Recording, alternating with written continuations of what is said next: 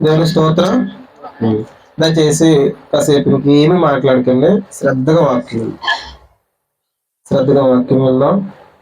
ప్రతి పరిస్థితిని ఆయన చక్కబెడతాడు. మొదట మాత్రం మనం ఆయన వాక్యం వెళ్దాం. మంచిది. రోమిలికి రాసిన పత్రిక 8వ అధ్యాయం. రోమిలికి రాసిన పత్రిక 8వ అధ్యాయం 29వ వచనం చదువుతాం.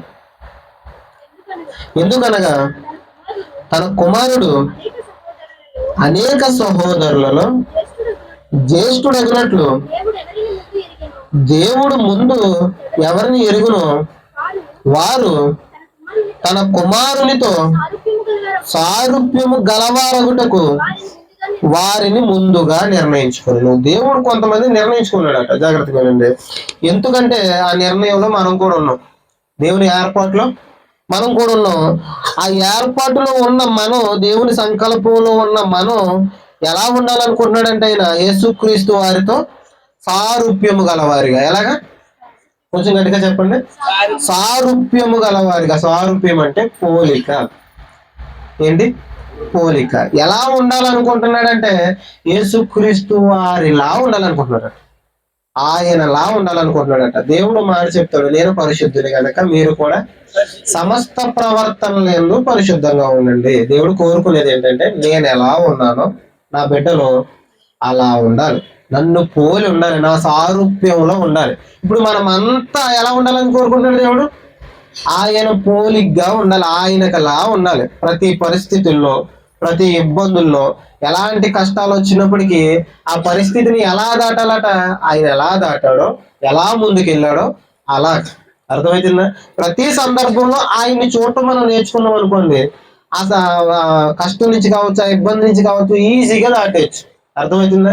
మనం రోజు రోజుకి ఎలా మారాలంటే ఎలా మారాలి? ఆయన పోలిగ్గా మారాలి, ఆయన సారూప్యంలోకి యేసుక్రీస్తు వారి మాదిరి మారాలట.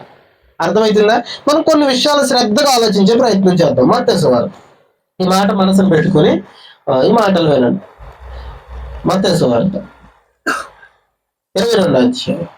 మత్తయి సువార్త 22వ అధ్యాయం 37వ వచనం నుంచి చదువు. 22:37 నుంచి.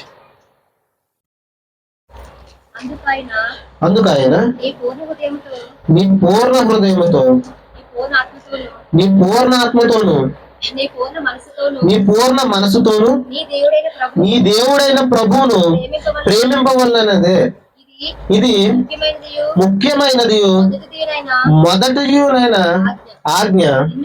నిన్ను వలె నీ పొరుగు వారిని ప్రేమింపవలెను. రెండవ ఆజ్ఞయు దాని వంటిదే. ఈ రెండు ఆజ్ఞలు ధర్మశాస్త్రం అంతటికి ప్రవక్తలకును ఆధారమై ఉన్నది. ఒకసారి జాగ్రత్తగా ఉందాం. ఇక్కడ దేవుడు యేసుక్రీస్తు వారు ఒక వ్యక్తితో చెప్తున్నారు, ఆ ధర్మశాస్త్ర ఉపదేశకులతో చెప్తున్నారు. ఏంటంటే 2 ఆజ్ఞలు చెప్తున్నారు. ధర్మశాస్త్రం అంతటిని 2 ఆజ్ఞల్లో సంపూర్ణం చేసే ఆజ్ఞలు చెప్తున్నారు. మొదటిది ఏంటి? ఆయన్ని పూర్ణ హృదయంతో, పూర్ణ మనసుతో మొదటగా దేవుని సేవించాలి. తర్వాత మాట ఏంటి? నిన్ను వలె నీ పొరుగు వారిని ప్రేమించాలి. మనం ఏం చేయాలంటే మనల్ని మనం ఎలా ప్రేమించుకుంటున్నామో అలా ఎవరిని ప్రేమించాలట? మన పొరుగు వారిని ప్రేమించాలి. మొట్టమొదటిగా దేవుని ప్రేమించాలి. మొదటి స్థానం ఎవరికి ఇవ్వాలి? దేవునికి ఇవ్వాలి. జాగ్రత్తగా వినండి, అర్థం కానట్టు ఉంటుంది, ఖచ్చితంగా అర్థమవుతుంది. మొదటి స్థానం దేవునికి ఇవ్వాలి. ప్రతి పరిస్థితిలో, ప్రతి ఇబ్బందిలో మొదటి స్థానం ఎవరికి ఇవ్వాలి? దేవునికి ఇవ్వాలి. ఆ దేవునికి ఇచ్చిన తర్వాత నీ చుట్టూ కొంతమంది కనిపిస్తారు నీకు. వాళ్ళని ఏం చేయాలి? నిన్ను నువ్వు ఎలా ప్రేమించుకుంటున్నావో జాగ్రత్తగా వినండి. నిన్ను నువ్వు ఎలా ప్రేమించుకుంటున్నావో అలాగే ఎవరిని ప్రేమించాలట? ఇది ఎవరు చెప్పే మాట? ధర్మశాస్త్రం. ధర్మశాస్త్రం రూల్ ప్రకారం, ధర్మశాస్త్రంలో ఉన్న ఆజ్ఞ ప్రకారం ఏంటంటే మనల్ని మనం ఎలా ప్రేమించుకుంటామో మన పక్కన వాళ్ళు కూడా అలా ప్రేమించాలి. ఇది ధర్మశాస్త్రం చెప్పింది. ఏమని చెప్పింది? మనల్ని మనం ఎలా ప్రేమించుకుంటామో మన పక్కన వాళ్ళు కూడా అలాగే ప్రేమించాలి. ఇప్పుడు మన బాడీ ఉందనుకోండి, మన శరీరం ఉందనుకోండి, మన శరీరానికి ఏదైనా బాధ కలిగితే మనకి ఎంత నొప్పి వస్తుంది? ఏదైనా చిన్న గాయం తగిలితే కదా. ఎదుటి వారికి తగిలితే మనకు నవ్వు వస్తుంటది. ఎవరైనా నాశనం అయిపోతే మనకు నవ్వు వస్తుంటది. అదే దెబ్బ మనకు తగిలితే మనకు బాధ వస్తుంది. దేవుడు చెప్తున్నాడు, నీకు ఏదైనా నొప్పి కలిగినప్పుడు నువ్వు ఎంత బాధపడతావో నీ పక్కన వాళ్ళకి బాధ కలిగిన నువ్వు అంతే బాధపడాలి. ఇది ఎవరిచ్చిన ఆజ్ఞ? ధర్మశాస్త్రంలో దేవుడు ఇచ్చిన ఆజ్ఞ. మరి కొత్త నిబంధనలో ఒక కొత్త ఆజ్ఞ దేవుడు ఇచ్చాడు. ఇది తీసేసి ఒక కొత్త ఆజ్ఞ ఇచ్చాడు. ఆ కొత్త ఆజ్ఞ ఏంటో చూద్దాం. చూడండి, ఇప్పుడు ఎలా ప్రేమించాలో చూద్దాం. చూడండి, యోహాను సువార్త. పాత నిబంధన కాలంలో అయితే, ధర్మశాస్త్రం ప్రకారం అయితే మనల్ని మనం ఎలా ప్రేమించుకుంటామో ఎదుటి వారిని కూడా అలాగే ప్రేమించాలి. యేసుక్రీస్తు వారు వెళ్తూ ఒక కొత్త ఆజ్ఞ ఇచ్చారు. యోహాను సువార్త 13వ అధ్యాయం 34 చదువు.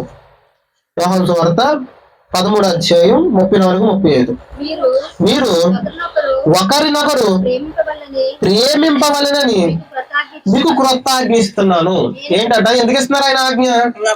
ఒకరిని ఒకరు ప్రేమించటానికి ఒక కొత్త ఆజ్ఞ ఇస్తున్నాను. పాత ఆజ్ఞ ఏంటి? ఎలా చూడాలి? పాత ఆజ్ఞ ఏంటి? నిన్ను వలె నీ పొరుగు వారిని ప్రేమించాలి. నిన్ను నువ్వు ఎలా ప్రేమించుకుంటావో, నీకోసం నువ్వు ఎలా శ్రద్ధ తీసుకుంటావో అలా నీ పక్కన వాళ్ళ కోసం కూడా శ్రద్ధ తీసుకో. నిన్ను నువ్వు ఎలా ప్రేమించుకుంటావో, నువ్వంటే నీకు ఎంత ఇష్టమో అద్దం ముందు నిలబడి ఎంత బాగున్నారా అని ఎలాగనుకుంటావో, నిన్ను వలె నీ పొరుగు వారిని కూడా అలా ప్రేమించు అని ధర్మశాస్త్రం చెప్పింది. యేసుక్రీస్తు వారు ఒక కొత్త ఆజ్ఞ ఇస్తున్నారు. ఆ కొత్త ఆజ్ఞ చూద్దాం. చూడండి, మీరు ఒకరినొకరు ప్రేమింపవలెనని మీకు క్రొత్త ఆజ్ఞ ఇచ్చుచున్నాను. ఏంటో క్రొత్త ఆజ్ఞ?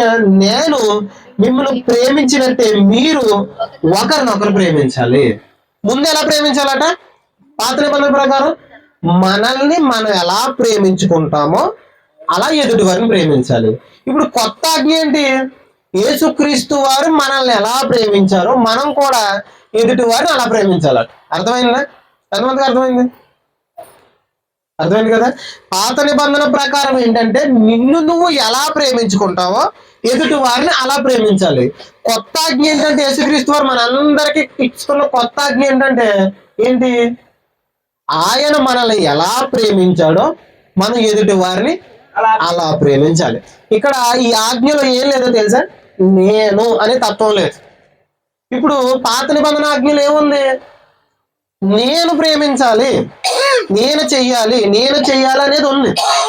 మన తత్వం అక్కడ ఇమిడిపోతుంది. అర్థమైంది? మనం చేసేది అక్కడ. ధర్మశాస్త్రం ఏంటంటే మనం చేసేది. యేసుక్రీస్తు కొత్త ఆజ్ఞిస్తున్నారు, నేను మిమ్మల్ని ఎలా ప్రేమించానో అలా ప్రేమించాలి. నా ప్రేమను మీకు ఇచ్చాను, ఆ ప్రేమను మీరు ఏం చేయాలి? అందరికీ పంచితే అప్పుడు మీరు నాకు శిష్యులు అవుతారు. ఆ కింద మాట చూద్దాం. చూడండి, ఆ కింద మాట 30. మీరు ఒకని ఎడల ఒకడు ప్రేమ గలవారై ఎడల దీనిని బట్టి మీరు నా శిష్యులని అందరూ తెలుసుకుంటారు. మనం ఆయన శిష్యులు అయ్యామని అందరూ తెలుసుకునేది ఎలాగంట? ఒకరి ఎడల ఒకరు ప్రేమ కలిగి ఉండాలి. మనుషుల మధ్య ఏముండాలట? ప్రేమ ఉండాలి. ఈ మధ్య కుటుంబాల్లో కూడా ఏముండట్లేదు? ప్రేమ ఉండట్లేదు. ఒకరినొకరు పట్టించుకునే కుటుంబాలు లేవు. అర్థమవుతుందా? మనుషుల మధ్య ఏముండాలంటే ప్రేమ ఉండాలట. ఎలా ప్రేమించాలట? ఆయన మనల్ని ఎలా ప్రేమించాడో అలా ప్రేమించాలి. మొదటిగా మనం ఒక మాట చూసాం. ఏంటి? ఆయన సారూప్యతలోనికి మనం మారాలని ఆయన కోరుకున్నాం. ఆయన పోలికగా మారాలి. ఇప్పుడు ఎదుటి వ్యక్తిని ప్రేమించేటప్పుడు మనం ఆయన పోలిక కాబట్టి, ఆయన పోలికలో ఉండాలి కాబట్టి ఆయన ఎలా ప్రేమించాడో అలా ప్రేమించాలి. ఏంటి? ఆయన ఎలా ప్రేమించాడో మనం అలా ప్రేమించాలి. ఆయన ఎలాగైతే ఎదుటి వ్యక్తిని క్షమించాడో, ఎదుటి వ్యక్తి శ్రద్ధ తీసుకున్నారో అలా ప్రేమించాలట. అర్థమవుతుందా? దీంట్లో మన స్వార్థం ఏమి లేదు. పౌలు గారు మాట అంటారు, నేను క్రీస్తుతో కూడా సిలువ వేయబడ్డాను, ఇక జీవించుచున్నది నేను కాదు, క్రీస్తే నాలో జీవిస్తున్నాడు. ఇప్పుడు అదే మాట మనకు కూడా అప్లై అవుతుందా? అవుదా? ఆయన పర్సనల్ గా చెప్తున్నాడు, నేను చచ్చిపోయాను, ఇప్పుడు చచ్చిపోయాను. యేసుక్రీస్తు వారిని ఎప్పుడైతే అంగీకరించానో, యేసుక్రీస్తు వారిని ఎప్పుడైతే నా సొంత రక్షకుడిగా అంగీకరించానో, నాలో ఉన్న తత్వం నేను చచ్చిపోయాను. నాలో ఎవరు జీవిస్తున్నారు? ఇదే మాట ఒకవేళ మనం అంతా శిష్యులు అనుకుంటే, మనం అంతగా క్రైస్తవులు అనుకుంటే, ఆయన వెంబడించేవారు అనుకుంటే, ఈ మాటలు మనం కూడా ధైర్యంగా చెప్పగలగాలి.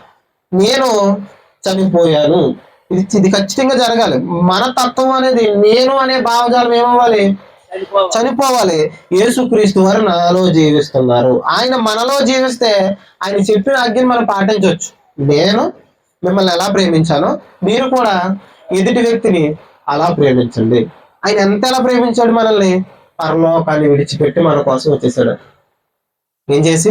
పరలోకాన్ని విడిచిపెట్టి మన కోసం తన్ను తాను తగ్గించుకుని వచ్చేసాడట. ఇప్పుడు మనం ఎదుటి వ్యక్తిని అలా ప్రేమించాలంటే ఏం చేయాలి? మనల్ని మనం తగ్గించుకోవాలి. అర్థమవుతుందా? మనల్ని మనం తగ్గించుకుని ఆ ఎదుటి వ్యక్తిని ప్రేమించాలి. కానీ అలా తగ్గించే గుణాలు ఈ రోజు ఉన్నాయా? మేము ఎదుటి వాళ్ళు ఏమన్నా చిన్న మాట అంటే వెళ్ళిపోతాం వాళ్ళ మీద గొడవ. అర్థమవుతుందా? యేసుక్రీస్తు వారు చెప్తున్నారు, నేను ఎలా ప్రేమించానో మీరు కూడా అలా ప్రేమించండి, నా ప్రేమను వాళ్ళకి చూపించండి. అర్థమవుతుందా? ఇంకో మాట చూద్దాం, చూడండి. గలతీలకు రాసిన పత్రిక, క్షమించండి, ఎఫెసీలకు రాసిన పత్రిక. ప్రతి పరిస్థితుల్లో ఆయన సారూప్యతలోనికి మనం ఎలా రావాలో చూద్దాం. ఎఫెసీలకు రాసిన పత్రిక 6వ అధ్యాయం 5వ వచనం. దాసులారా, యథార్థమైన హృదయం గలవారై భయముతోను వణుకుతోను క్రీస్తునకు వలె మీ శరీర విషయమై మీ యజమానులైన వారికి విధేయులై ఉండుడి. ఒకసారి గమనించండి జాగ్రత్తగా. ఇక్కడ దాసులకు చెప్తున్నారు, అంటే పని చేసేవారు. ఇప్పుడు మనం ఎవరో ఒకరి కింద పని చేసే వాళ్ళ కింద ఉంటాం, అవును కదా? పని చేసే వాళ్ళు చాలా మంది, ఏదో ఒక యజమాని ఉంటాడు, ఆ యజమాని కింద వీళ్ళు పని చేస్తారు. ఈ పని చేసే వాళ్ళకి, ఎవరైనా యజమాని బాస్ ఉండే వాళ్ళకి చెప్తున్న మాటలు ఏంటి చూద్దాం, చూడండి. దాసులారా, యథార్థమైన హృదయము గలవారై భయముతోను వణుకుతోను క్రీస్తునకు వలె శరీర విషయమై మీ యజమానులైన వారికి విధేయులై ఉండుడి. ఎలా విధేయులై ఉండాలట? క్రీస్తు ఎలా విధేయుడై ఉన్నాడో అలా విధేయుడై ఉన్నాడు. అర్థమవుతుందా? ఒకసారి మరలా చదువుతున్నాను, అక్కడే గమనించండి. దాసులారా, యథార్థమైన హృదయము గలవారే భయముతోను వణుకుతోను క్రీస్తునకు వలె, ఎలాగట?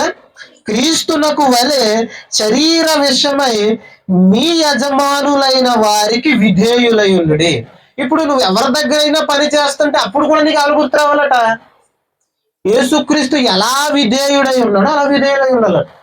అర్థమవుతుందా? ఇప్పుడు ఎదుటి వ్యక్తిని ప్రేమించేటప్పుడు నీలో ఏం కనిపించాలి? ఆయన ఎలా ప్రేమించాడో అలా ప్రేమించాలి. నువ్వు ఎవరి దగ్గరైనా పని చేస్తున్నప్పుడు వాళ్ళ దగ్గర ఎలా ఉండాలి? క్రీస్తు వారు తను తాను విధేయుడిగా, తండ్రి అణిగి మణిగి, ఎలా ఎంత వ్యక్తి అయినప్పటికీ, తను ఎంత క్యాపబిలిటీ కలిగిన అయినప్పటికీ ఆయన తను తాను తగ్గించుకుని ఎలా ఉన్నాడో అలా విధేయత కలిగి నీ యజమానులకు లోబడి నీ మాదిరి అక్కడ చూపించు. ఎలాగా? క్రీస్తునకు వలె. ప్రతి విషయంలో మనం ఎలా ఉండాలంటే ఆయన అడుగు జాడల్లో ఆయన మాదిరి కలిగి ఉండాలి. అర్థమవుతుందా? ప్రతి విషయంలో ఎలా ఉండాలి? ఆయన సారూప్యతలోనికి మారే ప్రయత్నం చేయాలి. అర్థమవుతుందా? మనం రోజు రోజుకి ఎన్నాళ్ళ నుంచి వాక్యం వింటున్నా, ఎప్పటి నుంచి వాక్యం వింటున్నా, మనం ఎక్కడేసిన గొంగలు అక్కడిలాగే ఉండకూడదు. అర్థమవుతుందా? మనం రోజు రోజుకి ఏమవ్వాలి? ఆయన పోలికలోనికి వెళ్ళాలి. ఇప్పుడు చాలా మంది పని చేసే వాళ్ళు ఏం చేస్తారంటే, నా వైపు చూస్తున్నారండి, యజమాని దగ్గర పని చేసే వాళ్ళు ఏం చేస్తారంటే, యజమాని ఉన్నప్పుడు ఒకలా ఉంటారు, యజమాని లేనప్పుడు ఇంకోలా ఉంటారు. యజమాని ఉన్నప్పుడు పని బాగా చేస్తారు, యజమాని లేనప్పుడు పని బాగా చేయరు. యజమానికి లోబడరు. అవసరం ఇది కాకపోతే ఇంకొకరి దగ్గర పని చేస్తాను, ఇతను కాకపోతే వేరే వాడి దగ్గర పని చేస్తాను అని ఆ యజమానిని కనీసం పట్టించుకోవాలనే స్థితిలో కూడా ఉంటారు. అవునా కదా? ఇక్కడ దేవుడు చెప్తున్నాడు, మనం ఒకవేళ ఎవరి దగ్గర అయితే పని చేస్తున్నామో వాళ్ళకి భయముతోను వణుకుతోను క్రీస్తు ఎలాగైతే ఉన్నాడో అలా ఉండాలట. ఎలాగైతే విధేయత చూపించాడో ఆయనంత తోడే విధేయత చూపిస్తే, ఆయన పోలి నడుచుకునే మనం ఏం చేయాలి? విధేయత చూపించాలి. ఇప్పుడు ఒకరి కింద విధేయులై ఉండాలంటే మనం ఎవరిని చూడాలట? మన పక్కన వాళ్ళు ప్రేమించాలంటే మనకి ఎవరిని చూడాలట? క్రీస్తునకు వలె, ఆయన పోలికలో, ఆయన సారూప్యతలో మనం ఎదగాలి. అర్థమవుతుందా? ఇంకో మాట చూద్దాం, చూడండి. ఇంకో సందర్భం అదే ఎఫెసీయులకు రాసిన పత్రికలో 22వ వచనం, 5వ అధ్యాయం 22వ వచనం. స్త్రీలారా ప్రభువునకు వలె మీ సొంత పురుషులకు లోబడండి. ఈ మాట మనం పెళ్లిళ్ళకి చదువుకుంటాం సాధారణంగా, అవునా కదా? ఎప్పుడు చదువుకుంటాం? పెళ్లిళ్ళకి చదువుకుంటాం. అక్కడ ఏం రాసిందో ఒకసారి జాగ్రత్తగా చూడండి. స్త్రీలారా ప్రభువునకు వలె మీ సొంత పురుషులకు లోబడండి. ఇప్పుడు లోబడడం అనేది ఎవరిని చూస్తూ వస్తుందట? ప్రభువునకు వలె. ప్రభు ఎలా లోబడ్డాడో నువ్వు నీ భర్తకి అలా లోబడాలి. ఎవరిని చూడాలి ఈ సందర్భంలో కూడా? నువ్వు ఎదుటి వ్యక్తిని ప్రేమించే సందర్భంలో ఎవరిని చూడాలి? యేసుక్రీస్తు అని చూడాలి. నువ్వు ఎవరి దగ్గరైనా పని చేస్తుంటే ఎలా ఉండాలి? ప్రభువునకు వలె విధేయులై ఉండాలి. నువ్వు ఒకవేళ ఒక భార్య రోల్ ప్లే చేస్తుంటే, నీకు ఒక కుటుంబం ఉంటే, నువ్వు ఒక భార్యగా ఉన్నావంటే నువ్వు ఎవరిని చూడాలి లోబడడంలో? ప్రతి లక్షణాన్ని ఆయనలో చూడాలి. ఆయన ఎలాగైతే జీవించాడో ఆ పోలికలోకి మనం మెల్లమెల్లగా మెల్లమెల్లగా వాక్యం వింటూ వింటూ వింటూ వింటూ ఆ పోలికలకు వచ్చేలాట. స్త్రీలైతే స్త్రీలకు ఇస్తున్న బాధ్యత, స్త్రీలారా ప్రభువునకు వలె మీ సొంత పురుషులకు లోబడండి. ఏం చేయాలి? మీ సొంత పురుషులకు లోబడి ఉండండి. లోబడి ఉండండి. ఎలా లోబడాలి? ప్రభువునకు వలె లోబడాలి. ఈ రోజు లోబడే స్త్రీలు ఉంటున్నారండి? లోబడే స్త్రీలు ఉంటున్నారా? ఎక్కడో అక్కడక్కడ అరకొరగా భర్త మాట వినేవాళ్ళు ఉంటున్నారా? భర్తకి ఎదురు సమాధానం చెప్పి, ఈ చాకరంతా నేను చేయలేకపోతున్నాను, ఇంట్లో పనులన్నీ నేను చేయలేకపోతున్నాను. వాళ్ళకి ఆరోగ్యం ఉండి వాళ్ళు చేయగలిగిన శక్తి ఉండి ఏం చేయట్లేదు. ఇదంతా నేను ఎందుకు చేయాలి? ఇలా మీకు అందరికీ నేను లోబడి ఈ కుటుంబంలో నేను అణిగిమణిగి ఎందుకు ఉండాలి? నేను ఉండనంటే ఉండను, నేను లోబడను అనే వాళ్ళు ఉన్నారు లేరా? ఇప్పుడు ఒక స్త్రీకి దేవుడిచ్చిన బాధ్యత గృహాన్ని చక్కగా పరిపాలించడం. అర్థమవుతుందా? నా పిల్లలు ఎలా ఉన్నారు, నా భర్త ఎలా ఉన్నాడు, నా చుట్టూ ఉండే నా ఫ్యామిలీ మెంబర్స్ ఎవరైతే కొన్ని బంధాలు ఉంటాయి కదా, వీళ్ళంతా ఎలా ఉన్నారని వీళ్ళందరినీ చక్కగా రన్ చేసి కుటుంబాన్ని పాలించాల్సిన బాధ్యత ఎవరి మీద ఉంది? స్త్రీ మీద ఉంది. ఆ స్త్రీ ఎలా ఉండాలంటే ఇంట్లో ఉన్న ప్రతి పనిలో చురుగ్గా ఉండాలి. అర్థమవుతుందా? ప్రతి పనిలో చురుగ్గా ఉండాలి. భర్తకు లోబడే విధంగా ఉండాలి. భర్త ఏమైనా చెప్పాడు అనుకోండి, ఏదైనా కర్రీ చేయమన్నాడు అనుకోండి, నేను చేయను, నాకు ఓపిక లేదు, లేదా నేను అయి చేయను ఈ చేయను అని భర్తకి లోబడని విధంగా ఉండకూడదు. అర్థమవుతుందా? ప్రతి విషయంలో ఏం చేయాలి? లోబడాలి. ఆ కింద మాటల్లో ఉంటుంది, ప్రతి విషయంలో లోబడాలట. నీ భర్త మంచోడైనా లోబడాలి, నీ భర్త చెడ్డోడైనా లోబడాలి, నీ భర్త రోజు వచ్చి తాగేసి కొట్టేస్తున్నా కూడా ఏం చేయాలి? నీ భర్తకు లోబడి ఉండాలి. స్త్రీలు అనేవారు భర్తకి ఏం చేయాలి? లోబడి ఉండాలి. అంటే బానిసత్వం ఇది అని అనుకోకండి. మా భర్తకి మేము బానిసల కింద ఉండాలి అనుకోకండి. లోబడటంలో ఒక అద్భుతమైన ప్రేమ ఉంది, తెలుసా? మీకు ఒక స్త్రీని చూపిస్తాను చూడండి, సామెతల గ్రంథంలో మీరు చూసే ఉంటారు. ఆ స్త్రీ కోసం ఒకసారి గమనిద్దాం. సామెతల గ్రంథం 31 సామెతల గ్రంథం 31వ అధ్యాయం 14 వర్తకపు వాడలు దూరము నుండి ఆహారము తెచ్చినట్లు ఆమె దూరము నుండి ఆహారం తెస్తుందట. ఇప్పుడు స్త్రీలు ఎలా ఉండాలని చెప్పాను? ప్రభువునకు వలె లోబడి ఉండాలి. జాగ్రత్తగా ఉండాలి. ప్రభువునకు వలె లోబడి ఉండాలి. ఈ లోబడి ఉన్న స్త్రీకి కొన్ని బాధ్యతలు కూడా దేవుడు ఇచ్చాడు. కుటుంబాన్ని చక్కగా రన్ చేయాల్సిన బాధ్యత. ఇక్కడ గుణవతి అయిన స్త్రీ కోసం చెప్తూ, గుణవతి అయిన భార్య ఎలా ఉండాలి, ఒక కుటుంబంలో ఒక స్త్రీ భర్తకు లోబడి తన కుటుంబాన్ని ఎలా రన్ చేయాలో కొన్ని బాధ్యతలు చెప్తున్నాడు. చూడండి ఇక్కడ 14 వర్తకపు వాడలు దూరం నుండి ఆహారం తెచ్చినట్లు ఆమె దూరము నుండి ఆహారం తెస్తుంది. ఏం చేస్తుందట? వర్తకపు వాడలు. ఇప్పుడు పెద్ద పెద్ద షిప్లు ఉంటాయి చూసారా? పెద్ద పెద్ద షిప్పుల్లో ఈ దేశాల నుంచి ఆ దేశాలకి, ఆ దేశాల నుంచి ఈ దేశాలకి ఆహారం పంపిణీ చేస్తుంటారు. ఈ మన దేశంలో మంచి ఆహారం ఏదైనా దొరికింది అనుకోండి, అది పక్కన ఉన్న దేశానికి, వాళ్ళ దేశంలో ఏదన్నా మనకు దొరకని ఆహారం అక్కడ ఉందనుకోండి, వాళ్ళు ఇక్కడికి ఎగుమతి చేస్తుంటారు. మనకు దొరికినవి వాళ్ళకి ఎగుమతి చేస్తుంటాం. అర్థమవుతుందా? ఈ వర్తకపు వాడలు అంటారు, వ్యాపారం జరిగే వాడలు. ఇలా దూరం నుంచి ఆ ఆహారం ఎలా తీసుకొస్తాయో వర్తకపు వాడలు, ఒక గుణవతి అయిన భార్య ఏం చేస్తుందట? దూరం నుంచి ఆహారం తీసుకొస్తుందట, కష్టపడి పని చేస్తుందట. ఇప్పుడు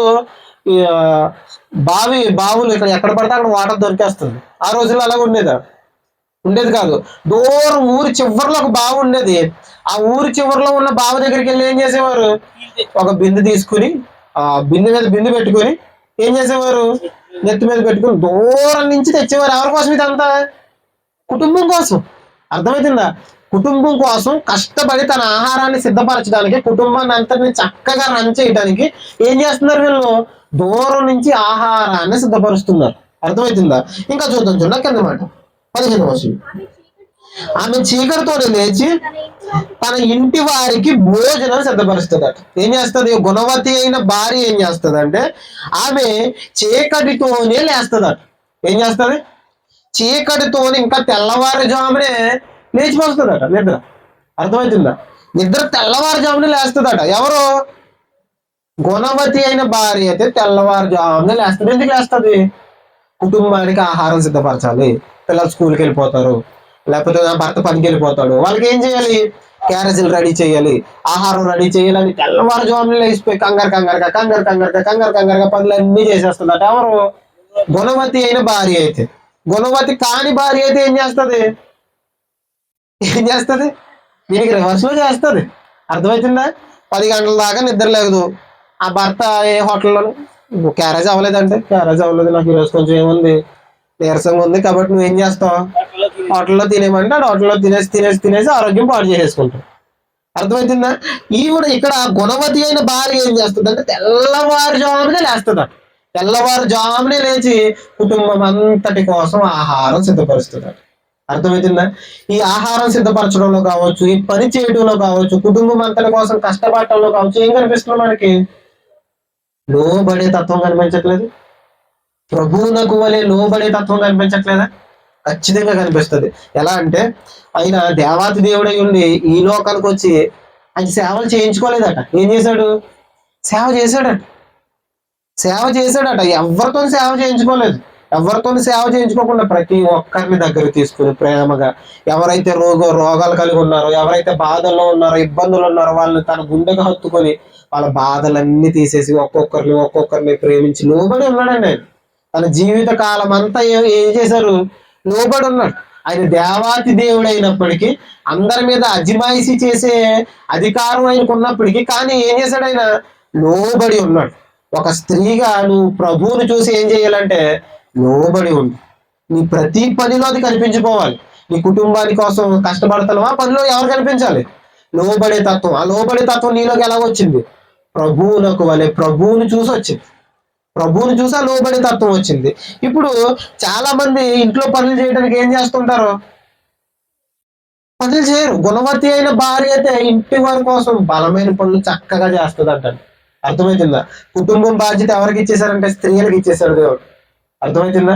కుటుంబంలో ప్రతిదీ రన్ చేయాల్సిన బాధ్యత. కుటుంబం బాధ్యత అంటే కుటుంబంలో ఏది చక్కగా, ఎక్కడ ఏ పరిస్థితులు ఎలా ఉంది, కుటుంబాలకి ఆహారం ఎలా సిద్ధపరచాలి, కుటుంబంలో ఎవరి ప్రవర్తన ఎలా ఉంది, ఈ గృహ పరిపాలన అంతా ఎవరికి ఇచ్చారు దేవుడు? కొంచెం గట్టిగా చెప్పండి. స్త్రీకి దేవుడు ఇచ్చాడు.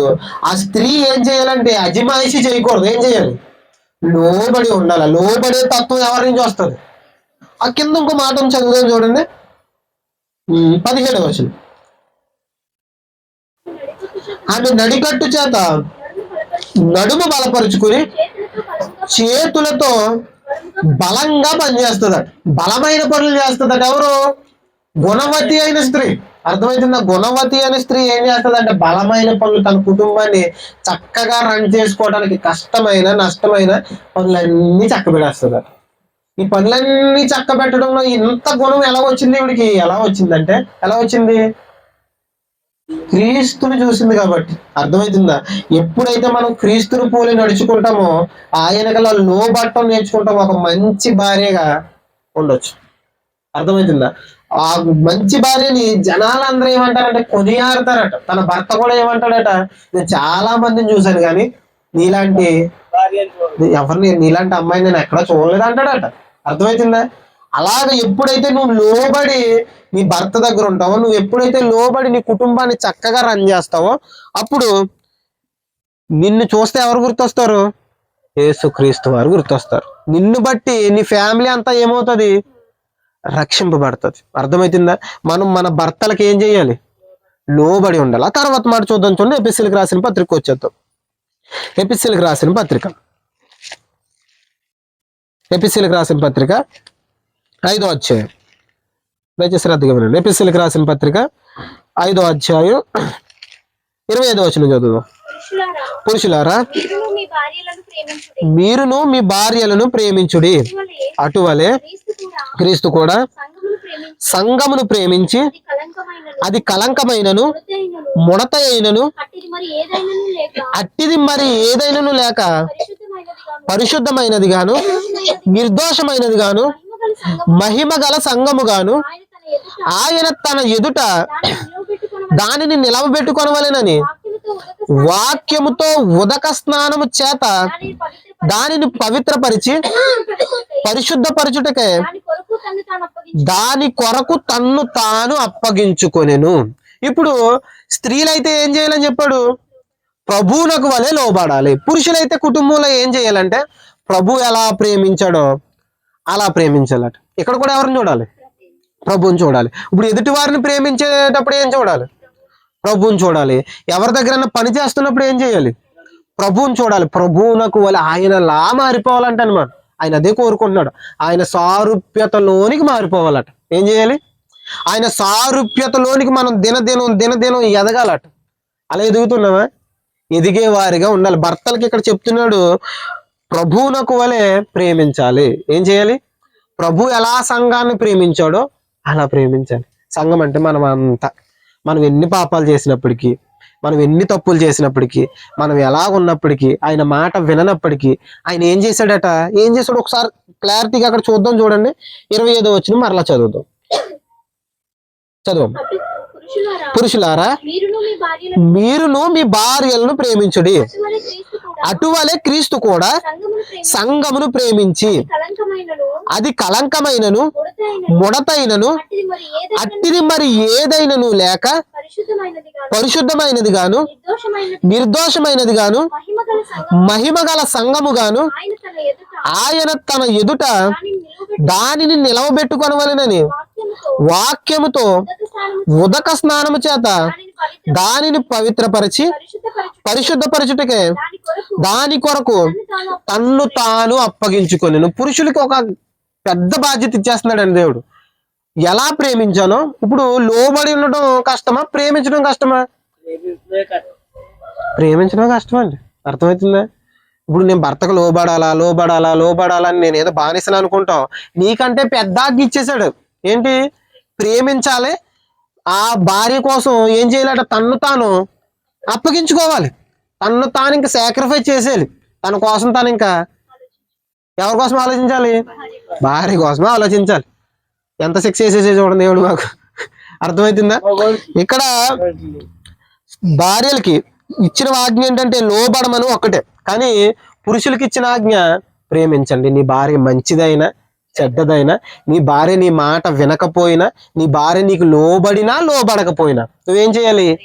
ప్రేమించాలి. ఎలా ప్రేమించాలంటే మనం యేసుక్రీస్తు వరకు లోబడకపోయినా ఆయన చూడండి మనల్ని ఎలా ప్రేమిస్తున్నాడు. మనం పాపం చేస్తే పరలోకం నుంచి ఆయన వచ్చి ఆయన మనకి గొప్ప రక్షణ భాగ్యాన్ని ఎలా ఇచ్చేశాడు? అన్ని వదులుకుని ఎలాగొచ్చేసాడు? అన్ని వదిలేసుకుని మన కోసం ఎలాగొచ్చేసాడు? ఒక భర్త ఏం చేయాలంటే భార్య కోసం ఏం చేయాలట? అన్ని వదులుకుని వచ్చేయాలట. తన్ను తాను ఏం చేయాలి? అప్పగించుకోవాలి. చాలా మంది పురుషులు చేసే తప్పు ఏంటంటే భార్య వచ్చిన తర్వాత తన ఫ్రెండ్స్ కి ఎక్కువ ప్రయారిటీ ఇస్తుంటారు. అప్పటి వరకు ఇక్కడికి బయటికి తిరగడం అలవాటు. ఫ్రెండ్స్ పార్టీలని అక్కడికి ఇక్కడికి తిరుగుతూ ఉంటాడు. ఎప్పుడైతే భార్య వచ్చిందో నువ్వేం చేయాలి? అవన్నీ తగ్గించేవాలి, అవన్నీ మానేయాలి. నువ్వు ఎప్పుడు నీ భార్యతో గడపడానికి ప్రయత్నించాలి. నీ భార్యతో మాట్లాడటానికి, నీ కుటుంబాన్ని చక్కగా రన్ చేయడానికి, వీటి కోసం ఎక్కువ సమయాన్ని కేటాయించాలి. కానీ ఏం చేస్తారు? భార్యను సరిగ్గా పట్టించుకోరు. అవి వదిలేసుకుని భార్య కోసం రారు. ఇక్కడ పురుషులకి దేవుడు చెప్తుంది ఏంటంటే ప్రభువు ఎలాగైతే తన్ను తాను అప్పగించుకున్నాడో, ప్రభు సంఘాన్ని ఎలాగైతే ప్రేమించాడో నువ్వు కూడా అలా ప్రేమించాలి. నీ కుటుంబంలో నీ భార్య బాధ్యత, నీ పిల్లల బాధ్యత నీకు ఉంది. మీకు ఒక సింపుల్గా అర్థం కావడానికి ఉదాహరణ చెప్తాను. ఇప్పుడు ఆదాము అవ్వ ఉన్నారండి. దేవుడు ఏదేను తోటలో వారిని పెట్టాడు. జాగ్రత్తగా వినండి. ఏదేను తోటలో వారిని పెట్టాడు. పెట్టిన తర్వాత ఒక పండు తినొద్దు అన్నాడు. ఈ తోట చెట్ల ఫలాల్లో ఏదన్నా తినొచ్చు కానీ ఒక్కటి మాత్రం ఆ మధ్యలో ఉన్న మంచి చెడులు తెలివినిచ్చే వృక్షాన్ని మాత్రం, ఆ ఫలాలు మాత్రం తినొద్దంటే తినొద్దని చెప్పాడు. అర్థమవుతుందా? తినొద్దని చెప్పాడు. తినొద్దని చెప్పిన తర్వాత సాతానుడు వచ్చి ఏం చేశాడు? మోసం చేశాడు. సాతాను ఎంత ఈజీగా మోసం చేస్తాడంటే ప్రత్యేకంగా స్త్రీ దగ్గరికి వచ్చే మోసం చేశాడు. పురుషుని పడగొట్టలేకపోయాడు. ఇప్పుడు వచ్చాడు సాతాను. సాతాను వచ్చి కొంచెం వాటర్ ఇస్తారు నాకు, జాగ్రత్తగా వినండి. పురుషుడు ఉన్నన్ని రోజులు ఆవిడ పడిపోలేదు. ఎప్పుడైతే పురుషుడి నుంచి కొంచెం పక్కకు వచ్చిందో, ఒంటరిగా ఉందో, సాతాను వచ్చాడు. మూడో వ్యక్తి మధ్యలోకి వచ్చాడు. వచ్చి ఏం చేశాడు? ఈ తోట చెట్ల ఫలాల్లో దేన్ని దేవుడు తినొద్దన్నాడు అంట కదా. దేవుడు చెప్పింది ఏంటి? ఏం చెప్పాడు? ఆ మధ్యలో తినొద్దన్నాడు. మీకు మాట్లాడచ్చు అందరికి? మాట్లాడండి మరి. తోట చెట్ల ఫలాల్లో అన్ని తినండి కానీ ఆ మధ్యలో తినకండి అన్నాడు. సాతాను వచ్చి ఏం చెప్పాడు? అన్ని తినొద్దని చెప్పాడంట కదా. ఈ తోట చెట్ల ఫలాల్లో దేనిని దేవుడు తినొద్దన్నాడు కదంటే అప్పుడు మన హీరోయిన్ గారు ఏమన్నారు? కాదు, దేవుడు అన్ని తినమన్నాడు కానీ అదొక్కటి తినొద్దన్నాడు. అంటే అప్పుడు ఈజీగా మోసం చేసేసింది. ఏమని? అది తింటే మీరు ఏమైపోతారు? గొప్పోళ్ళు అయిపోతారు అంటే మోసపోయిందండి. ఒక్క నిమిషం. ఏమైపోతారు?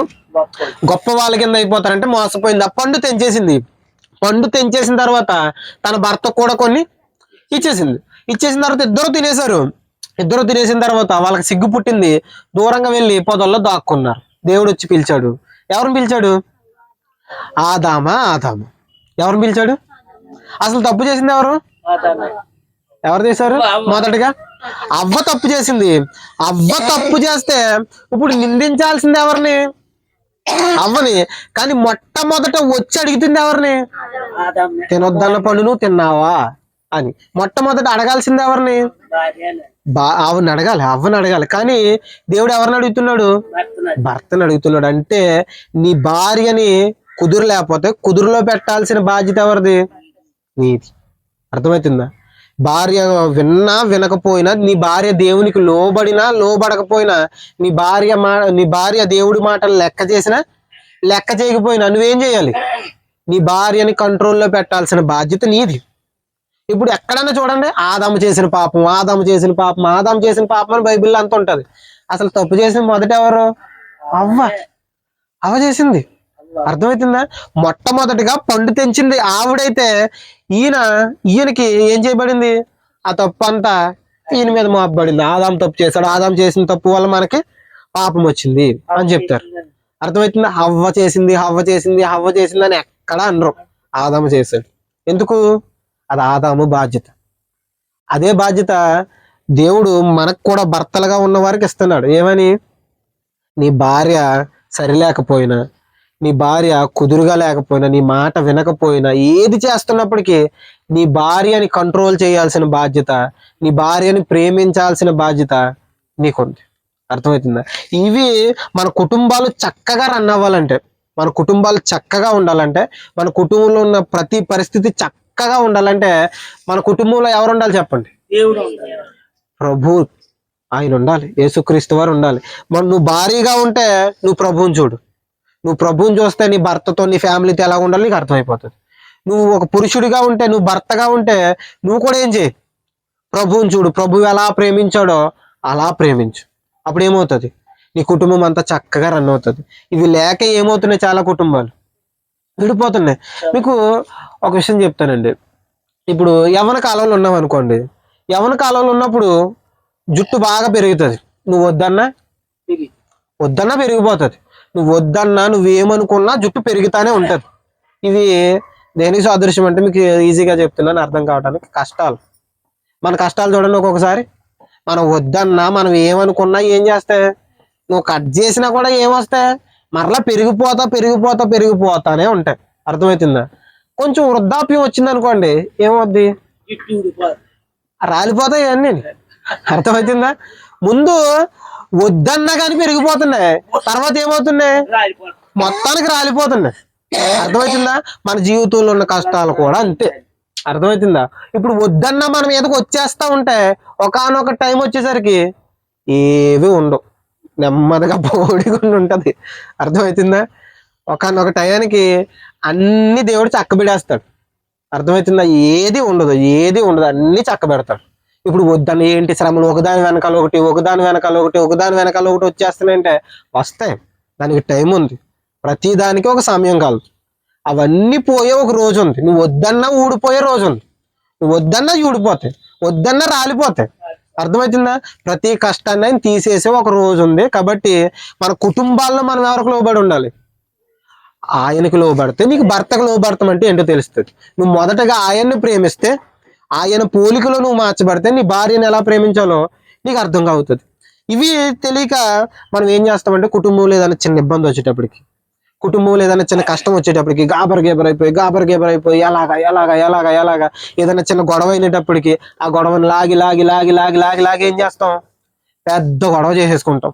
భార్య భర్తలకి ఏదైనా చిన్న గొడవ అయింది అనుకోండి, దాన్ని వదలరు. ఏం చేస్తారు? లాగేస్తారు. సామెతల్లో మాట ఉంటదండి, పాలు ఆపకుండా చిలికేస్తే ఏమొస్తుంది? వెన్న వస్తుంది. తర్వాత ఇప్పుడు అదే మాట మీరు ఆ మాట చదవట్లేదు, ఒక మాట చూద్దాం, చూడండి. ఆ మాట చదువుదాం. సామెతల గ్రంథం ఆ మాట చదివితే మీకు ఈజీగా అర్థం అవుతుంది. సామెతల గ్రంథం 30 అధ్యాయం. సామెతల గ్రంథం 30 అధ్యాయం 33. పాలు తరచగా వెన్న పుట్టును, ముక్కు పిండగా రక్తం వచ్చును, కోపము రేపగా కలహము పుట్టును. కోపం రేపితే ఏమొస్తుందట? దేన్నైనా ఎక్కడ వరకు ఆపాలో అక్కడ వరకు ఆపేయాలట. ఏం చేయకూడదు? పాలు అదే పనిగా అలా తరుస్తూ ఉంటే ఏమొస్తుంది? వెన్న వచ్చేస్తుంది. అర్థమవుతుందా? ముక్కు గట్టిగా పిండేస్తే ఏమొస్తుందట? రక్తం వచ్చేస్తుందట. ఇంకా కోపం రేపేస్తే ఏమొస్తుందట? కలహం, గొడవలు వచ్చేస్తాయట. ఇప్పుడు లోబడి ఉండాల్సిన స్త్రీ భర్తకి కోపం రేపేస్తే ఏమొస్తుంది? ఈ దోడ మీద ఒకటి, ఆ దోడ మీద ఒకటి పడిపోతుంది. అర్థమవుతుంది? ఇంకా కోపం రేపితే ఏమవుతుంది? మెడబట్టి బయటికి గెంటేస్తారు. ఇప్పుడు భార్యలు, లోబడే భార్యలు చాలా మంది తక్కువ ఉన్నారండి. ఎందుకు లోబడట్లేదంటే వాళ్ళ తల్లిగారులు ఏం చేస్తున్నారంటే, నువ్వు నీ భర్త పెళ్లి చేసినప్పటి నుంచి ఇంక రోజు ఫోన్లు చేస్తుంటారండి. రోజు ఫోన్లు చేస్తుంటారు. ఏం కూర వండావు, మీ ఆయన ఏం తెచ్చాడు, ఇవన్నీ వీడికి ఎందుకు చెప్పండి? వాళ్ళు ఏం కూర వండుకుంటే వీళ్ళకి ఎందుకు? వాళ్ళకు ఉన్నదో పెళ్లి చేసేసావు కాబట్టి వాళ్ళకు ఉన్నదో లేనిదో కష్టమో నష్టమో వాళ్ళు వండుకొని తింటారు. నువ్వు అప్పుడప్పుడు ఫోన్ చేసి ఎలా ఉన్నావు అమ్మ అని మాత్రమే అడగాలి. ఏం కూర వండావు, నిన్న ఇదే కూర వండావు, మళ్ళీ ఇదే వండుతున్నావు ఏంటి, ఏం తెత్తలేదా మీ ఆయన అని నువ్వు అడగకూడదు. ఆ పప్పు ఏంటి, ఉప్పు ఏంటి, పప్పులో తాలింపు ఏమి వేసావు, ఇవన్నీ అడగకూడదు. అర్థమవుతుందా? నువ్వు చెయ్యాల్సిన పని ఏంటంటే, కూతురుని అక్కడికి పంపించావు కాబట్టి, కూతురుని ఇంటికి పంపించావు కాబట్టి, ఆ కూతురు కోసం నువ్వు ఒకవేళ విశ్వాసం అయితే ప్రార్థన చేస్తూ కూతురు కాపురం బాగుండాలని ప్రార్థించి. చాలా మంది తల్లి ఏం చేస్తారంటే, మీ ఆయన నేను తిట్టాడా, అర్జెంట్గా ఏం చేస్తావు, పెట్టట్టుకుని సాయంత్రం బస్సు ఎన్ని గంటలకు ఉంది మీ ఊరు నుంచి, ఆ పెట్టట్టుకుని వచ్చే అంతే. లోబడడం నేర్పించట్లేదు. అప్పట్లో తల్లులు అలా ఉండేవారు కాదు. ఏం చేసేవారు అప్పట్లో తల్లులు? లోబడి ఉండాలమ్మా, కష్టమైన నష్టమైన. మీ నాన్నతో నేను పడట్లేదా, మీ నాన్న అన్నాడు, మీ నాన్నతో నేను పడట్లేదు, నువ్వు కూడా ఏం చేయాలి, ఓర్చుకో ఓర్చుకో ఓర్చుకో అని చెప్పేవారు. అర్థమవుతుందా? ఇప్పుడు అలా ఉండట్లేదండి. ఇప్పుడు ఖచ్చితంగా అలా ఉండట్లేదు. వచ్చి అంతే, వచ్చి మనం కోపాన్ని ఏం చేయకూడదట, రేపకూడదు. రేపితే ఏమవుతుందట? కలహం పుడుతుంది. కలహం పుడుతుంది. ఒక అందమైన కుటుంబంగా దేవుడు చూడాలనుకుంటున్నాడు. దేవుడు ఈ ప్రపంచాన్ని అంతటిని ఒక చక్కటి కుటుంబంగా చూడాలనుకుంటున్నాడు. దేవుడు కోరుకునేది ఏంటో తెలుసా? ఆదాము అవతో చెప్పాడు ఏమని? మీరు ఫలించి ఈ భూమిని నిండించండి, నాకు అనేకమైన పిల్లలు కావాలి, కుటుంబాలు కుటుంబాలుగా నన్ను ఆరాధించాలి, కుటుంబాలు కుటుంబాలుగా నా సన్నిధిలో ఉండాలని కోరుకున్నాడు. కానీ ఆ కుటుంబాలు ఎలాగైపోతున్నాయి? ఈరోజు ఛిద్రం అయిపోతున్నాయి. ఒకరికొకరికి పడట్లేదు, ఒకరికొకరు గొడవలు పెట్టేసుకుంటున్నారు, కోర్టు మెట్లు దాకా వెళ్ళిపోతున్నారు, కేసులు అంటున్నారు, గొడవలు అంటున్నారు, పోలీస్ స్టేషన్లు అంటున్నారు. ఇవన్నీ ఎందుకు జరుగుతున్నాయి అంటే దేనికి జరుగుతున్నాయి? కుటుంబంలో ప్రతి వ్యక్తి, నువ్వు భారీగా ఉంటే నువ్వు క్రీస్తుని పోలు నడుచుకో, నువ్వు భర్తగా ఉంటే నువ్వు క్రీస్తుని పోలు నడుచుకో, నువ్వు ఒక పని చేసే వ్యక్తి అయితే క్రీస్తుని పోలు నడుచుకో, నీ పక్కన వారిని ప్రేమించాలంటే ఎవరు పోలు నడుచుకోవాలి? క్రీస్తుని పోలి నడుచుకుంటే ప్రతి విషయంలో నీ కుటుంబం చక్కగా ఉంటుంది. అర్థమవుతుందా? ఒక కష్టం వచ్చినప్పటికీ, బాధ వచ్చినప్పటికీ, ఏం వచ్చినప్పటికీ నీ కుటుంబం కదల్చబడదు. ఎందుకు? నువ్వు ఎవరి మీద ఆధారపడ్డావు? ఆయన మీద ఆధారపడ్డావు. అది కదల్చబడదు. నీకు ఇంకో విషయం చెప్తాను, నీకు ఈజీగా అర్థం కావటానికి. కుటుంబంలో ఏదైనా కష్టం వచ్చేటప్పుడు మనం ఎలా స్పందించాలంటే, ఇప్పుడు ఆ బాగా ఉక్కబెడుతుంది అనుకోండి, బాగా ఉక్కబెడేస్తుంది అంటే అర్థం ఏంటి? వేసవికాలం బాగా ఉక్కగా గాలి వేయట్లేదు అంటే అర్థం ఏంటంటే కొంతసేపట్లో వర్షం రాబోతుందని. ఏంటి? బాగా ఉక్క పెడేస్తుందంటే అర్థం ఏంటంటే కొంతసేపట్లో వర్షం వచ్చేస్తుంది, వాతావరణం అంతా కూల్ అయిపోబోతుంది అని అర్థం. అర్థమవుతుందా? ఇప్పుడు మనం కట్టెల పొయ్యి పెట్టుకుంటాం, నీళ్లు పండించడానికి, అన్నం వండుకోవడానికి కట్టెల పొయ్యి పెడుతుంటాం. ఆ కట్టెల పొయ్యిలో అది ఆరిపోయి విపరీతంగా పొగ పెరిగిపోతుంది అనుకోండి, ఉన్నట్టుండి పొగ అలా వచ్చేస్తుంది అంటే అర్థం ఏంటి? ఒక్కసారి బొగ్గుమని మంట వచ్చేస్తుంది. మీరు గమనించారు లేదా? పొయ్యిలు వాడటం మానేశారా? మానేశారా? మానేసి ఉంటారు. పొగ బాగా ఎక్కువ వచ్చేసింది అనుకోండి ఒక్కసారి, అప్పటి వరకు కొద్దిగా పొగ వస్తుంది, బాగా ఎక్కువగా పొగ ఒకేసారి వచ్చేస్తుందంటే బొగ్గుమని ఒకసారి ఏమొచ్చేస్తుంది? మంట వచ్చేస్తుంది. అర్థమవుతుందా? ఇప్పుడు నీకు బాగా కష్టాలు పెరిగిపోతున్నాయి అంటే అర్థం ఏంటంటే ఏదో జరగబోతుంది, ఒక గొప్ప మేలు జరగబోతుంది. అర్థమవుతుందా? ఒకదాని వెనకాల ఒకటి నీ కుటుంబంలో ఒకదాని వెనకాల ఒకటి వచ్చేస్తుందంటే అర్థం ఏంటంటే బొగ్గుమని ఒక మంట మండబోతుంది, ఒక ఆత్మీయమైన వెలుగు రాబోతుంది. అర్థమవుతుందా? బాగా ఉక్కబెడేస్తుందంటే వర్షం వస్తుందని అర్థం, పొగ బాగా వచ్చేస్తుందంటే మంట రాబోతుందని అర్థం. నీ జీవితంలో దేవుడు కష్టాలను అనుమతించాడంటే ఒక అద్భుతం జరగబోతుందని అర్థం. అర్థమవుతుందా? ఈ కష్టాల్లో మనం కృంగిపోయేవారిగా ఎంత మాత్రం ఉండిపోకూడదు. ఆయన మీద ఆధారపడి ఆయనకు వలె నడుచుకుంటే మన జీవితం చక్కగా ఉంటుంది. మొదటగా మనం చదువుకున్న ఏమని? ఆయన సారూప్యతలోనికి రావాలి. ఆయన సారూప్యతలోనికి ఆయనలా మారిపోవాలి, ఆయన పోలిగ్గా మారాలి. ఆయన చూడండి, ఎన్ని కష్టాలు వచ్చినప్పటికీ ఆయన జీవితంలో సుఖం ఉందా? యేసుక్రీస్తు వారి జీవితంలో వచ్చినప్పటి నుంచి కష్టాలు ఆయనకి. పుట్టినప్పటి నుంచి ఆ పశువుల పాక దగ్గర నుంచి, చిన్నపిల్లల్ని పశువుల పాకలో పడుకోబెడితే ఎలా ఉంటుందండి? చిన్న పిల్లోడిని పశువుల పాకలో పడుకోబెడితే ఎలా ఉంటది? ఎంత బాధ అది. అలాగైనప్పటికీ ఆ చిన్ననాటి నుంచి ఆయన ఎన్నో బాధలు పడుకుంటూ వచ్చాడు. ఇప్పుడు మనం ప్రభువుని చూస్తూ ఆయన పోలికలు వచ్చేసాం అనుకోండి, మన కుటుంబంలో ఎన్ని కష్టాలు వచ్చినా అవి భరించే శక్తి ఉంటుంది మనకి. ఎందుకు? మనం ఆయన పోలికలో వచ్చేసాం కాబట్టి. ఆయన తలవాల్చుకోవడానికి కనీసం స్థలం లేదట, సరిగ్గా తినలేదు, సరిగ్గా నిద్రపోలేదు, సరైన సుఖం లేదు. ఇన్ని కష్టాలు ఉన్నప్పటికీ ఆయన ఎలా భరించగలిగాడో నువ్వు నేర్చుకోగలిగితే, ఆయన పోలికలో నువ్వు రాగలిగితే, నీ కుటుంబంలో ఎన్ని జరిగినప్పటికీ నువ్వు తట్టుకుంటావు. నీ కుటుంబంలో ఎన్ని కష్టాలు వచ్చినప్పటికీ నువ్వు తట్టుకుంటావు. నీ కుటుంబంలో ఎన్ని ఇబ్బందులు, గందరగోళాలు అయిపోయినప్పటికీ నువ్వు తట్టుకుంటావు. ఎలా మారితే? ఆయన సారూప్యతలోనికి మారితే. ఆయన ఈ భూమి మీదకి ఎందుకు వచ్చాడంటే ఒక మాట చూద్దాం, చూడండి. పేతురు గారు రాసిన మొదటి పత్రిక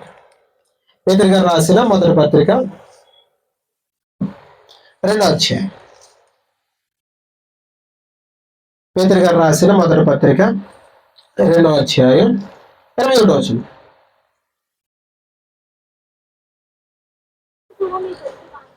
క్రీస్తు కూడా మీ కొరకు బాధపడి మీరు తన అడుగు జాడల యందు నడుచుకున్నట్లు మీకు మాదిరి ఉంచిపోయెను. ఏంటట? ఆయన ఈ లోకానికి వచ్చింది ఎందుకంటే నీకు మాదిరి చూపించడానికి, ప్రతి పరిస్థితుల్లోనూ మాదిరి చూపించడానికి. ఒక కష్టం వచ్చేటప్పుడు ఎలా తట్టుకోవాలి మాదిరి చూపించాడు. నీ పక్కన వాళ్ళు నువ్వు ఎలా ప్రేమించాలి మాదిరి చూపించాడు. నీ భర్తకు నువ్వు ఎలా లోబడాలి మాదిరి చూపించాడు.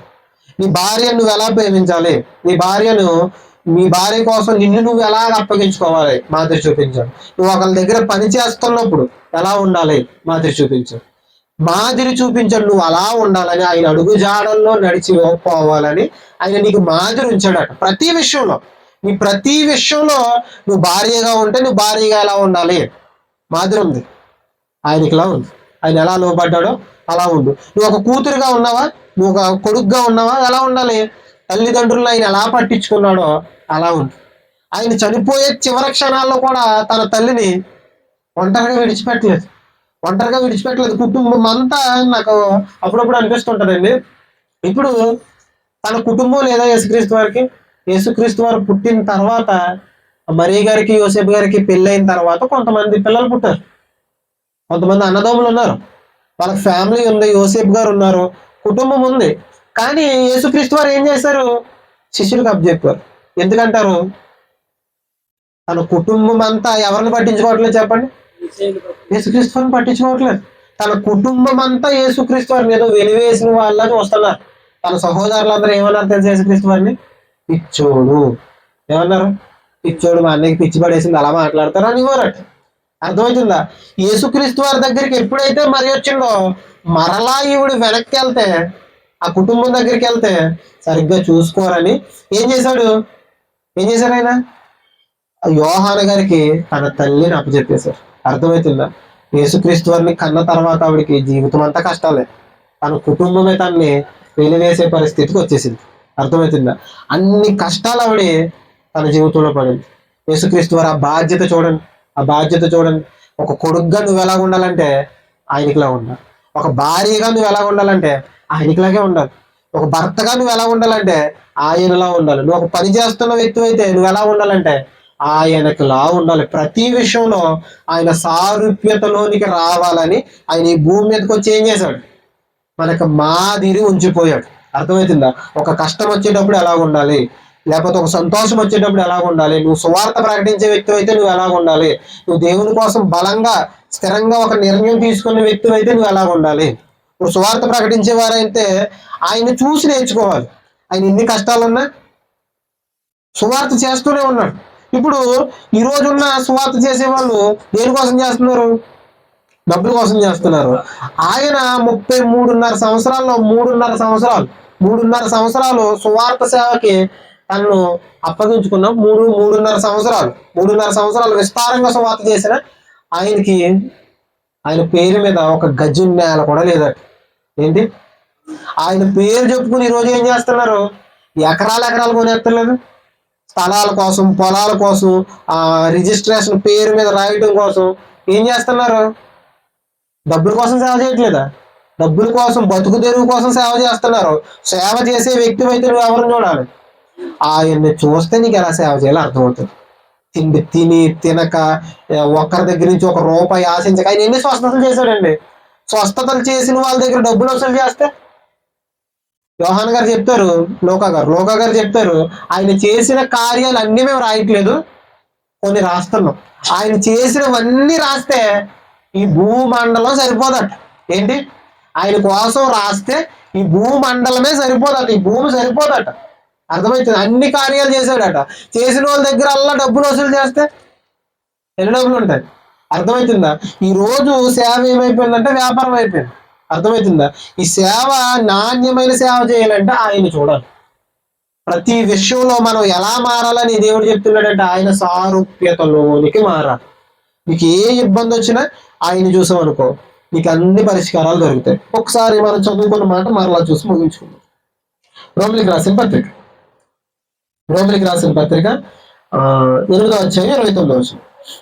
ఎందుకనగా తన కుమారుడు అనేక సహోదరులలో జ్యేష్ఠుడగునట్లు దేవుడు ఎవరిని ముందు ఎరిగెనో వారు తన కుమారునితో సారూప్యము గలవారు అగుటకు వారిని ముందుగా నిర్ణయించుకున్నాడు. మన అందరినీ ఆయన నిర్ణయించుకున్నాడు. ఎందుకు నిర్ణయించుకున్నాడు? కొంచెం గట్టిగా చెప్తారా?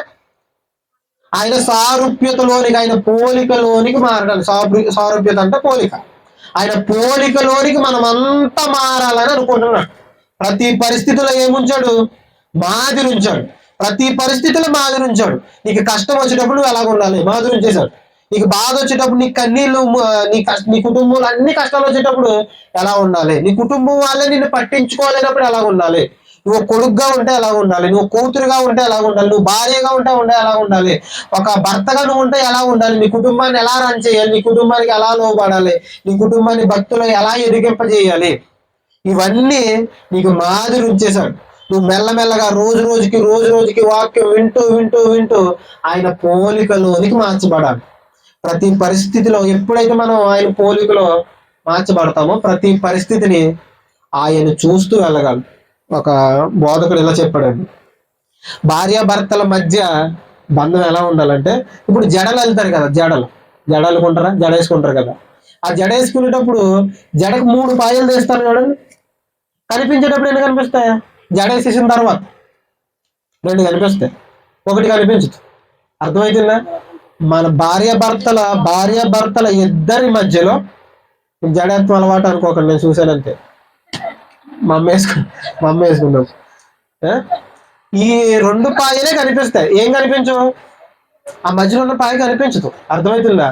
మన జీవితాల్లో మన భార్యాభర్తల బంధం అయినప్పటికీ, మన కుటుంబ బంధం అయినప్పటికీ, మన జీవితాల్లో కనిపించని ఒక సన్నని తీగల ఎవరు ఉండాలి చెప్పండి? ఆయన ఉండాలి.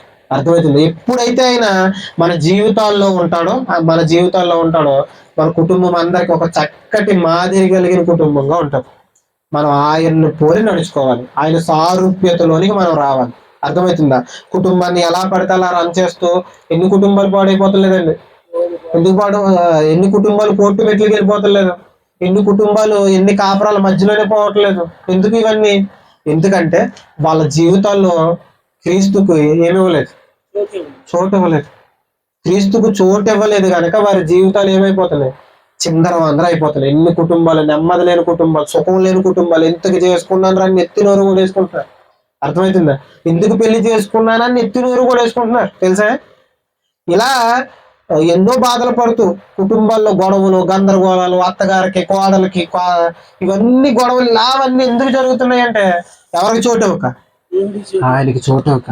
మనం మెల్లమెల్లగా ఎలా మారాలంటే ఆయన సారూప్యతలోనికి ఎప్పుడైతే మార్చగలుగుతున్నామో మన కుటుంబాలన్నీ బాగుంటాయి, మన సేవా జీవితం బాగుంటుంది, మన సంఘాలు బాగుంటాయి. ప్రతి విషయంలో ఆయనకి చోటు ఇచ్చేవారిగా మనం ఉండుదుం గాక, ఆయన సారూప్యతలోనికి మనం ఎదుగుదుం గాక. ప్రార్థన చేసుకుందాం. ప్రతి ఒక్కరు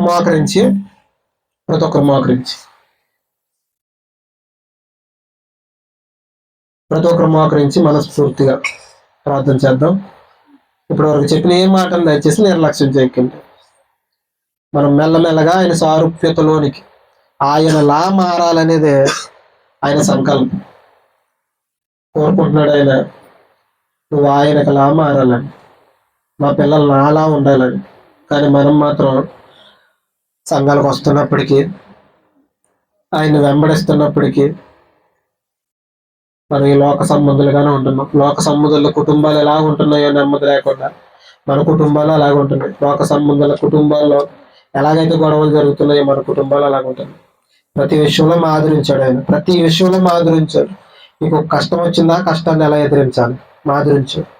నీకు ఒక బాధ వచ్చిందా, బాధను ఎలా ఎదిరించాలి మాదిరించాడు.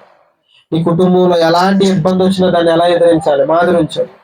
ప్రతి విషయంలో ఆయన చోటు నేర్చుకుందాం. ఒక భార్యగా ఉంటే నువ్వు ఎలా లోబడాలో నేర్చుకుందాం. ప్రార్థించాడు.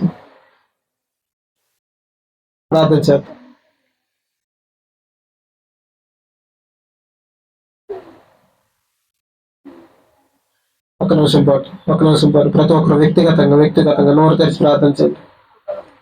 ప్రతి ఒక్కరు ప్రార్థించండి.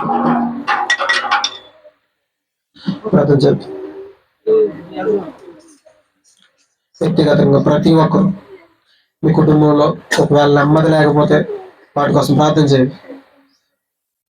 ఆయన చెప్తున్నాడు, శ్రమ కలిగితే ప్రార్థన చేయమని. నీకు సంతోషం కలిగిందా పాటలు పాడు, నీకు శ్రమ కలిగిందా ప్రార్థన చేయండి. నీ కుటుంబంలో ఇంకా గందరగోళం ఉందేమో, ఒకవేళ ఇబ్బందులు నీ కుటుంబంలో ఇంకా ఉన్నాయేమో, ఆ ఇబ్బందులు మేలు చేయడానికే దేవుడు అనుమతించాడు. మనం ఎప్పుడైతే ఆయన పోలు నడుచుకుంటామో, ఆయన సారూప్యతలోనికి వస్తామో, ప్రతి ఇబ్బంది తొలగిపోతుంది, ప్రతి ఇరుకు తొలగిపోతుంది. మనస్ఫూర్తిగా ప్రార్థన చేద్దాం. హృదయాన్ని కొమ్మరించి ప్రార్థన చేద్దాం. ఆయన సన్నిధిలో మన హృదయాన్ని కొమ్మరిస్తాం. ఎన్ని బాధలు ఇబ్బందులెదురైనను, ఎంత కష్టము వచ్చినా నిష్ఠూరమైనను,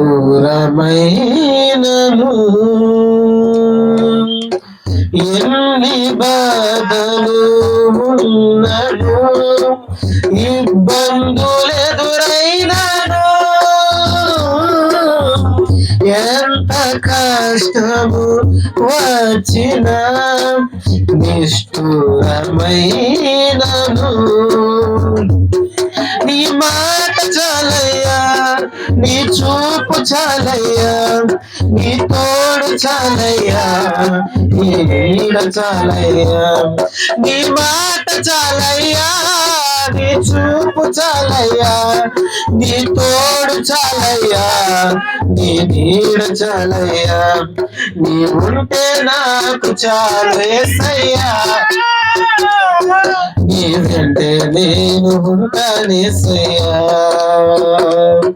నీ ఉంటే నాకు చాలు యేసయ్యా, నీ వెంటే నేను ఉంటానేసయ్యా. బ్రతుకునవా పగిలిన కడలి పాలైనను అలలు ముంచి వేసిన ఆశలు అనగారిన బ్రతుకు పగిలిన కడలి పాలైనను అలలు వేసిన ఆశలు అనగారిన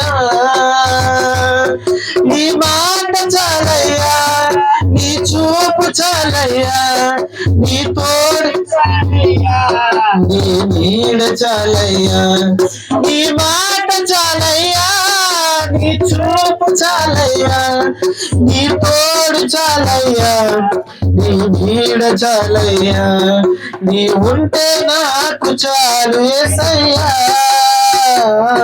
నీ వెంటే నేను ఉంటానేసయ్యా, నీ ఉంటే నాకు చాలు యేసయ్యా, నీ వెంటే నేను ఉంటానేసయ్యా. ఆస్తులన్నీ పోయిన అనాథగా ఆప్తులే నన్ను విడనాడిన ఆరోగ్యం క్షీణించిన ఆస్తులన్నీ పోయిన అనాథగా మిగిలిన ఆప్తులే నన్ను విడనాడిన ఆరోగ్యం క్షీణించిన నీ మాట చాలయ్యా, నీ చూపు చాలయ్యా, నీ తోడు చాలయ్యా, నీ నీడ చాలయ్యా, నీ మాట చాలయ్యా, నీ చూపు చాలయ్యా, నీ తోడు చాలయ్యా, నీ నీడ చాలయ్యా, నీ ఉంటే నాకు చాలు యేసయ్యా, నీ వెంటే నేను ఉంటానేసయ్యా, నీ ఉంటే నాకు చాలు యేసయ్యా, నీ వెంటే నేను ఉంటానేసయ్యా, నీ వెంటే నేను ఉంటానేసయ్యా. నీ మాట చాలయ్యా, నీ చూపు చాలయ్యా, నీ తోడు చాలయ్యా, నీ నీడ చాలయ్యా, నీ మాట చాలయ్యా, నీ చూపు చాలయ్యా, నీ తోడు చాలయ్యా, నీ నీడ చాలయ్యా, నీ ఉంటే నాకు చాలు యేసయ్యా, నీ వెంటే నేను ఉంటానేసయ్యా. ప్రార్థన చేద్దామా? మర్చిపోతే మనకి ఎన్ని బాధలు ఉన్నప్పటికీ, ఎన్ని ఇబ్బందులు ఎదురైనప్పటికీ ఆయన మాట ఉంటే చాలు, ఆయన ఒక్క మాట సెలవిస్తే చాలు. ప్రార్థన చేద్దాం, మనస్ఫూర్తిగా ప్రార్థన చేద్దాం అండి. హృదయాన్ని కుమ్మరించి ప్రార్థన చేద్దాం.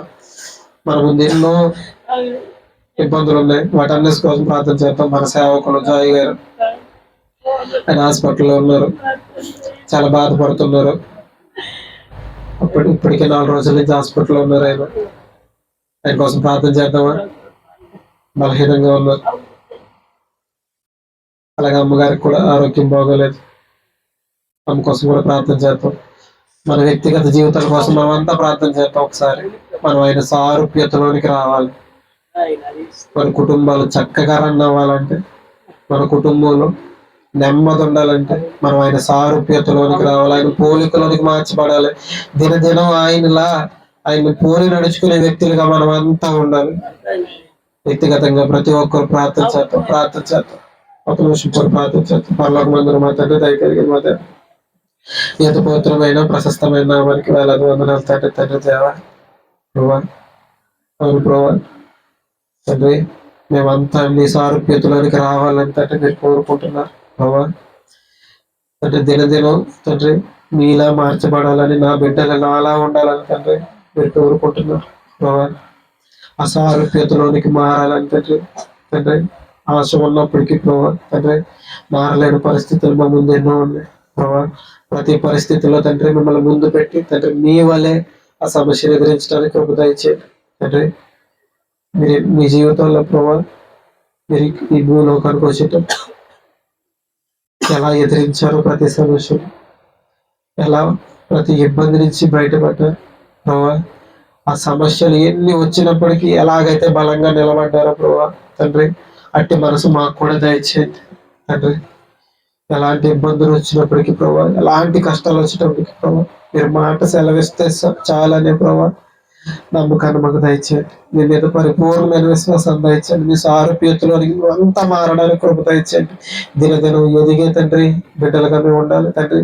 ఏదో సమస్యను చూసి, ఇబ్బందులు చూసి ఆగిపోయే తండ్రి అల్ప విశ్వాసం మానవచ్చు. ఎలాంటి పరిస్థితి వచ్చినప్పటికీ, ఎలాంటి ఇబ్బంది వచ్చినప్పటికీ ప్రభా నీతోనే తండ్రి కలిసి నడిచే తండ్రి కృపను దయచేయండి. మీలోనే మాకు సంతోషం, మీలోనే మాకు ఆనందం ప్రభావ. తండ్రి మా జీవితాలు ఎలా ఉన్నప్పటికీ ప్రభావ తండ్రి మీ సన్నిధిలో తండ్రి మాకు ఓదార్పునిస్తున్న రీతిని బట్టి వందనాలు తండ్రి. బయట వాళ్ళకి తండ్రి అటువంటి ఓదార్పు లేదు ప్రభావ. మీరు తండ్రి మాకు చక్కటి ఓదార్పుని మాకు దయచేస్తున్నారు ప్రభావ. తండ్రి మీరు మమ్మల్ని ఓదార్చున్నారు. మా జీవితంలో తండ్రి నెమ్మది దయచేస్తున్నారు. ఎలాంటి పరిస్థితి వచ్చినప్పటికీ తండ్రి మీరు మమ్మల్ని ఓదారుస్తున్నారు ప్రభావ. తండ్రి ఈ సమయంలో తండ్రి మా జీవితాలకు ఓదార్పు మేము తండ్రి ప్రార్థన చేస్తున్నాం తండ్రి. మా గుండెలు అలసిపోయి ఉన్నాయి తండ్రి.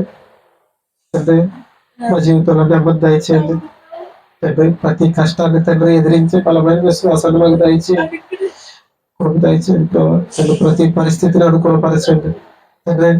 తండ్రి ఇబ్బందితో బాధపడుతున్న తండ్రి జీవయ్య గారి కోసం తండ్రి, అమ్మ కోసం తండ్రి ప్రార్థన చేస్తున్నా. సంపూర్ణమైన స్వస్థత కలుగును కాకని ప్రార్థన చేస్తున్నాం ప్రభు తండ్రి. తండ్రి ఆ ఇబ్బంది నుంచి విడుదల కలుగును కాకని ప్రార్థన చేస్తున్నాం ప్రభు తండ్రి. విశ్వాసంతో తండ్రి పలికితే తండ్రి మీరు కార్యం చేస్తారని చెప్పారు కదా ప్రభు తండ్రి. సంపూర్ణమైన విశ్వాసంతో పలుకుతున్నాం ప్రభు తండ్రి. మీ అందరి విశ్వాసంతో పలుకుతున్నాం ప్రభు తండ్రి. మా సామర్థ్యాన్ని పక్కన పెట్టు ప్రభు తండ్రి. మీ మీద విశ్వాసంతో పలుకుతున్నాం ప్రభు తండ్రి. సందేహం లేకుండా పలుకుతున్నాం ప్రభు. సంపూర్ణమైన స్వస్థత కలుగును కాకని ప్రార్థన చేస్తున్నాం ప్రభు. సంపూర్ణమైన స్వస్థత కలిగించండి ప్రభు తండ్రి. విడుదల దయచేయండి ప్రభు తండ్రి.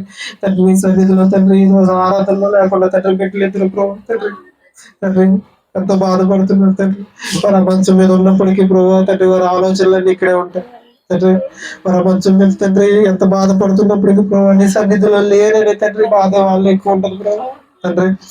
తండ్రి నీ సన్నిధిలో తండ్రి సంతోషాన్ని తండ్రి వెతికే తండ్రి జీవితంలో అందరికీ దయచేయండి ప్రభు తండ్రి.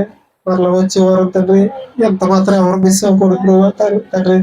తండ్రి నీ సన్నిధిలో ప్రభు తండ్రి సంతోషాన్ని వెతుక్కుని కృపను దయచేయండి తండ్రి. నీ సన్నిధిలో తండ్రి ఒదిగిపోతూ తండ్రి ఎలాంటి ఇబ్బందులు ఉన్నప్పటికీ తండ్రి ఓదార్పగలిగేది ఇక్కడే కదా ప్రభు తండ్రి. ప్రతి పరిస్థితిలో తండ్రి మమ్మల్ని ఓదార్చేది మీరే కదా ప్రభు తండ్రి. మాకు ఓదార్పు దయచేయండి తండ్రి. ఆ బిడ్డలకు తండ్రి స్వస్థత కలిగించండి తండ్రి. మరలా వచ్చేవారు తండ్రి వారు మీ సన్నిధిలో కనబడలాగా తండ్రి మీ కృపను చూపించండి, కృపలో భద్రపరచండి, సంపూర్ణమైన స్వస్థత కలిగించండి తండ్రి. మేము ప్రతిరోజు తండ్రి ఆత్మీయ స్థితిలో ఎదుగుతూ ప్రభు తండ్రి ఎలాంటి పరిస్థితులు వచ్చినప్పటికీ తండ్రి ఆ పరిస్థితుల్లో తండ్రి మీ సారూప్యతలోనికి మారుతున్న మేము ప్రభు తండ్రి వాటిని ఎలా ఎదిరించారో, మీరు ఎలా ఎదిరించారో తండ్రి అవన్నీ చూస్తూ ప్రభా తండ్రి మీ వలే తండ్రి మాదిరి కలిగి జీవించడానికి మీ అడుగు జాడల్లో నడిచే తండ్రి కృపను మాకు దయచేయండి. ఎంత మాత్రం అడుగు వెనక్కి పడకూడదు ప్రభా తండ్రి మీ అడుగు జాడల్లోనే మేము నడిచి వెళ్ళిపోయే తండ్రి కృపను మాకు దయచేయమని వేడుకుంటూ ప్రాంతం మా ప్రభువు రక్షకుడైన ఏసేపు అడిగి వేడుకుంటున్నాం పరం తండ్రి. ఆమేన్. మంచిదే. పొట్టు ద్రాక్ష రసం నిమిత్తం